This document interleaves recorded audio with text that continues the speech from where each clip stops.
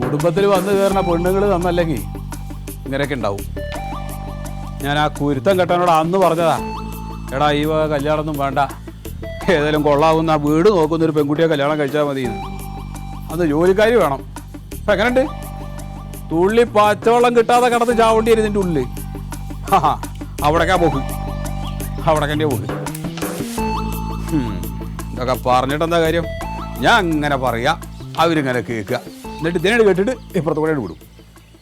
കഴുതകൾ പറയണവർക്കൊരു താണം വേണ്ടേ?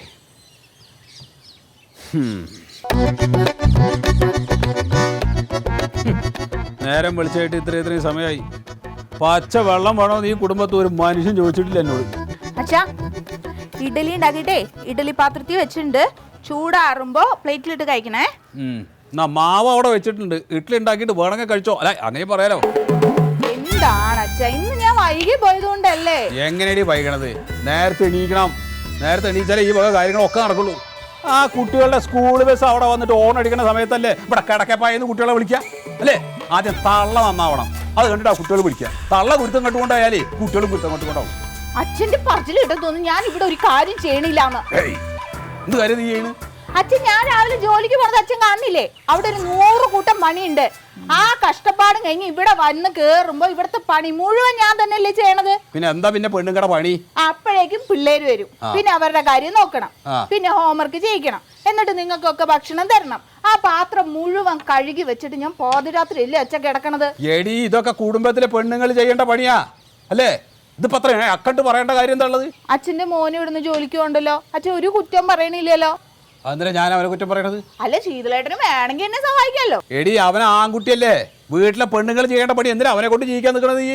അച്ഛനിപ്പോ ഞാനിവിടെ ഒന്നും ചെയ്തു തന്നില്ലേ? നീ എന്തൊക്കെയാ ചെയ്യണു, എന്തൊക്കെയാ കാണിക്കണു, ആർക്കെ പറയും. അല്ലെങ്കിൽ വേണ്ട ശീതളേട്ടാ, വരുന്നുണ്ടോ? ഞാൻ അല്ലെങ്കിൽ ബസ്സിൽ പോവും. വേഗം ഇങ്ങോട്ട് വാ. നീ വന്നില്ലെങ്കിൽ അവള് ബസ്സിൽ കയറി പോകുന്നു. ബസ്സിലെങ്ങാരും കേറിപ്പോയാ പിന്നെ പോയില്ലേ.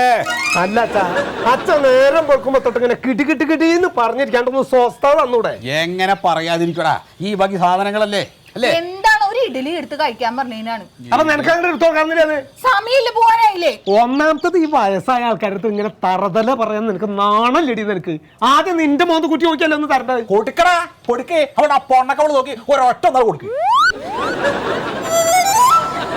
ഇനി അതുകൂടെ വേണ്ടല്ലോ ഇവിടെ. എന്താ ഇവിടെ കാറ്റുകൂട്ടിന് രണ്ടാവും കൂടിയിട്ട് നേരം വെക്കുമ്പോ? എടാ കുരുത്തം കേട്ടോ, ഞാൻ അന്ന് പറഞ്ഞതല്ലേ വേലയും കൂലില്ലാത്ത ഏതെങ്കിലും പെൺകുട്ടിയെ കല്യാണം കഴിച്ചാൽ മതി. എന്നാ കുടുംബം നോക്കി എന്നെ നോക്കിയിട്ട് പണി തോന്നില്ലേ? അച്ഛനെ നോക്കാൻ ഒരാള് അല്ലേ, അതപ്പോ വേണ്ടത് അല്ലേ? അതേ, കട എത്ര ഉണ്ടാക്കി വെച്ചെന്ന് വല്ല ധാരണയുണ്ടോ? ഉണ്ടോ? അവള് പണിക്ക് പോണോണ്ടപ്പോ ഞാൻ ലോൺ അടക്കണ. ഞാൻ 2 പെൺമക്കളെ ഇവിടെ നിന്ന് ഇറക്കി വിട്ടില്ലേ, അതിന്റെ കട എത്രന്ന് വിചാരം? വല്ല ധാരണയുണ്ടോ? അതെ, ഒക്കെ കൂടി എന്റെ തലയിലേക്ക് കെട്ടി വെക്കാനാ. എവിടെ മോളെ ഇഡ്ഡലി എവിടെ വെച്ചിരിക്കണ്? ആ ചൂടാറിനെ കഴിക്കാതാ അല്ലേ? എന്തെങ്കിലും ചെയ്യും നടക്കാണ്ട്.